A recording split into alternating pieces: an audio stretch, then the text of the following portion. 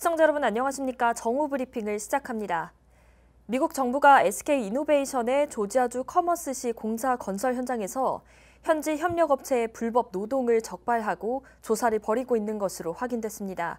CBS 노컷뉴스의 20일 보도에 따르면 연방세관 국경보호국 CBP는 21일 해당 사건에 대해 심리 중이며 국토안보수사국 HSI도 함께 조사 중이라고 밝혔습니다. 이번 사건과 관련해 법무부도 가세해 조사 중이라고 덧붙였습니다. 앞서 CBP는 SK이노베이션의 자회사인 SK배터리 아메리카에 조지아주 공사건설 사업장에 현지 협력업체 취업을 목적으로 불법 입국하려는 한국인 33명을 지난달 무더기로 적발한 바 있습니다. CBP 측은 보도자료를 통해 이들은 미국에서 합법적으로 일하는데 필요한 비자를 소지하지 않고 사실상 무비자에 해당하는 여행비자, 즉 이스타 비자만 취득한 상태였다고 밝혔습니다. 월도미터의 오늘 오전 9시 11분 집계에 따르면 미국 내 코로나19 누적 확진 환자는 235만 7,323명, 사망자는 12만 2,259명으로 집계됐습니다. 누적 확진 환자 규모는 뉴욕주가 41만 1,264명으로 여전히 가장 많지만 현재 일일 확진 환자 증가 규모는 캘리포니아, 플로리다, 텍사스주가 일일 3,000명 이상의 증가로 가장 심각하게 나타나고 있습니다. 지난 19일과 20일은 미국의 신규 확진 환자 규모가 3만 명을 넘어섰습니다. 어제 하루 동안 미국의 신규 확진 환자는 26,079명, 사망자는 267명으로 집계됐습니다. 한편 세계보건기구 WHO는 지난 21일 전 세계 하루 신규 확진 환자 규모가 또다시 최고치를 경신했다고 밝혔습니다. 주말 동안 조지아주 내 신규 확진 환자도 크게 급증했습니다. 뉴욕타임즈의 집계에 따르면 지난 금요일과 토요일 각각 하루 동안 조지아주의 신규 확진 환자가 1,000명을 훌쩍 넘었습니다. 금요일엔 1,077명의 신규 확진 환자가 보고됐고 토요일엔 1,552명의 신규 확진 환자가 보고됐습니다. 어제인 일요일 하루 동안은 신규 확진 환자 824명 증가했습니다. 조지아주의 확진 환자 그래프는 6월에 들어선 이후 지속적인 상승 곡선을 그리고 있습니다.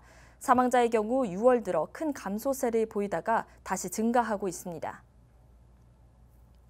주 보건당국의 21일 오후 5시 46분 기준 주내 누적 확진 환자는 6만 4,701명, 누적 사망자는 2,643명으로 집계됐습니다. 다음은 카운티별 집계입니다. 귀넷 카운티 확진 환자 6,151명, 사망자 162명, 풀턴 카운티 확진 환자 5,496명, 사망자 304명, 디켓 카운티 확진 환자 4,694명, 사망자 165명으로 집계됐습니다. 코로나19의 가장 취약한 계층이 60세 이상의 노년층으로 알려졌었죠.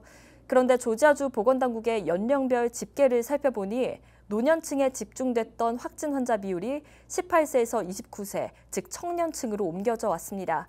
조지아주 보건당국의 연령별 확진, 입원 환자, 사망자 집계 그래프입니다. 파란색 선은 확진 환자, 주황색 선은 입원 환자, 빨간색 선은 사망자를 나타내고 있습니다.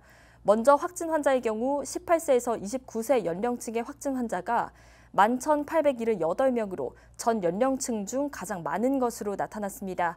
뒤이어 50세에서 59세 연령층과 40세에서 49세 연령층의 확진 환자 비율도 높은 것으로 나타났습니다.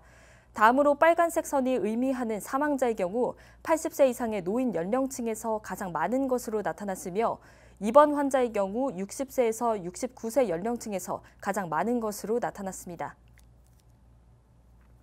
CNBC는 연방예금보험공사 FDIC의 집계를 인용하며 코로나19 이후 미국의 예금이 2조 달러가량 늘었다고 보도했습니다. 4월 한 달에만 8,650억 달러 늘어났습니다. CNBC는 예금이 증가한 이유로 늘어난 정부 지원금과 불확실한 미래로 현금을 보관하려는 사람들이 늘어난 것을 꼽았습니다.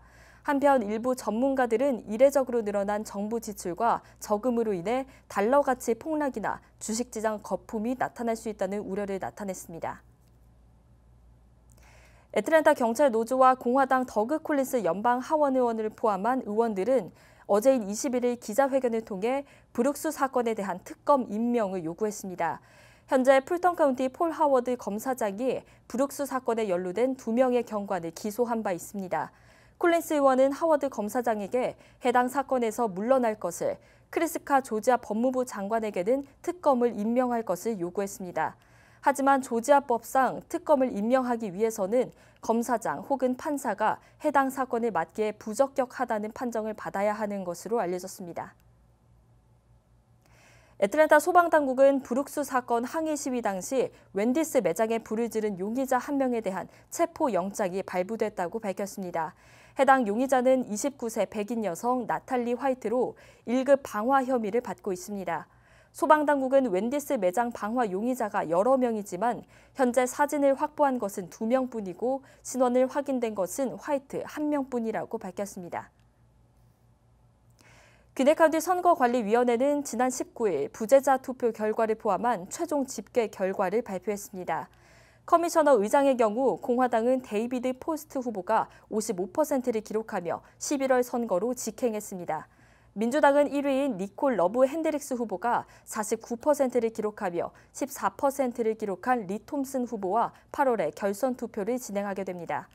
귀네 셰리프의 경우 공화당은 루이스 솔리스 후보가 63%를 기록하며 11월 선거로 직행했습니다. 민주당은 커티스 클레먼 후보와 케이보 테일러 후보가 각각 33%와 32%를 기록하며 8월에 결선 투표를 진행합니다. 귀네 조세청장의 경우 공화당은 현직 리처드 스틸 후보가 단일 후보입니다. 민주당은 티파티 포터 후보가 43%, 레지나 카튼 후보가 37%를 기록하며 8월에 결선 투표를 진행하게 됩니다. 귀네 검사장의 경우 공화당은 현직 데니 포터 후보가 단일 후보입니다. 민주당은 패티시 어스틴 게슨 후보가 59%를 기록하며 11월 선거로 직행했습니다. 미 동남부 베트남 참전 국가유공자회는 어제 오후 귀넥 플레이스몰에 위치한 협회 사무실에서 회장 이취임식을 가졌습니다. 이임하는 이춘봉 회장은 임기 중 베트남 참전 용사의 날 제정에 도움을 준 회원들과 주 정부 관계자들에게 감사한다고 밝혔습니다. 조영준 신임 회장은 회원들의 권익 신장을 위해 힘쓰겠다고 말했습니다. 특별히 HB 819 법안이 주 상원 재양 군인회를 통과해 윤리위원회에 계류 중이라고 전하며 법안 통과를 위해 다 같이 힘을 모아달라고 강조했습니다. 이상으로 정오브리핑을 마칩니다. 시청해주신 여러분 고맙습니다.